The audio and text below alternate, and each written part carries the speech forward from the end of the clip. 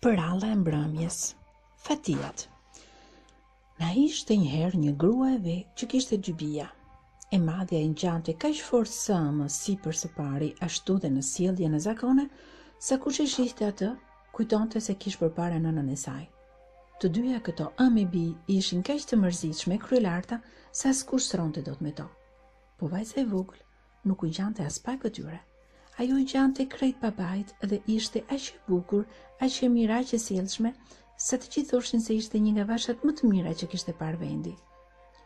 Nëna e donte kaq shumë vajzën e madhe sa linte kryet për të, po të voglën e urrente se shihte dot me sy.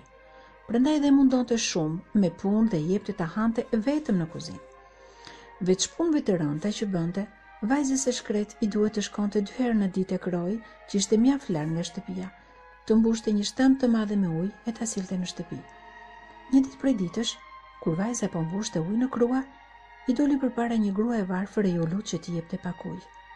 Po si më nën, do të t'jap me gjithë qejf, ju përgjigj vajza e bukur.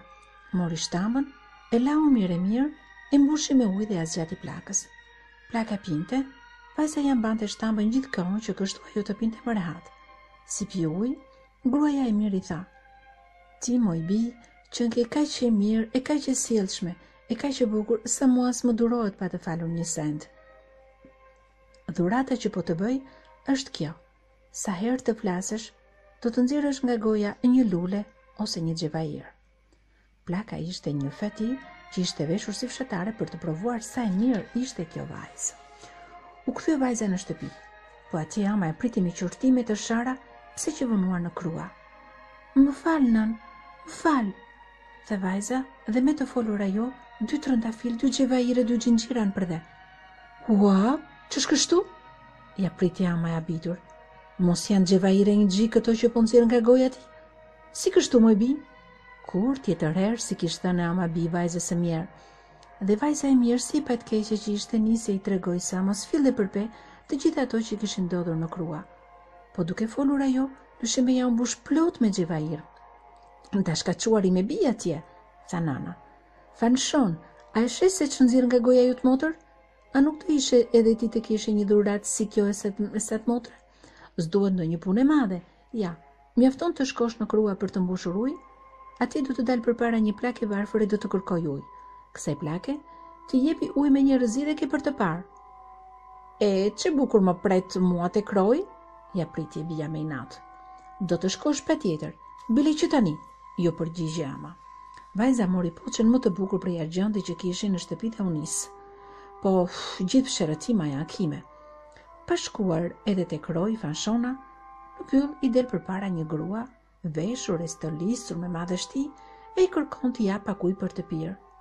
Kjo grua ishte ajo fatia që kishte folur dhe së motrës, po kësa herë që veshur si princesh që të provonte sa e keqe ishte kjo vajzë. "Pse, a mos kam ardhur këtu të t'jap ujë ty?" ja priti vajza e pasjellshme e kryelart. "Vërtet unë kam marrë me vete këtë poçën prej argjendi, po se kam sjell për ty. Me këtë poçë unë do t'i jap të pi një plake, po megjithatë po deshe merre pi vet." "Ti moj vajzë nuk qenë ke sjellshme sa duhet", i thot fata me qetësi. "Dhe me që qenë ke kaq e pabindur, unë po të bëj këtë dhuratë. Sa herë të flasësh ti, nga goja jote do të dalë një gjarpër ose një bretkos." Vajza u kthye në shtëpi. Me të parë të bijën e hëmba i tha: "Ha moj bi, si shkove?"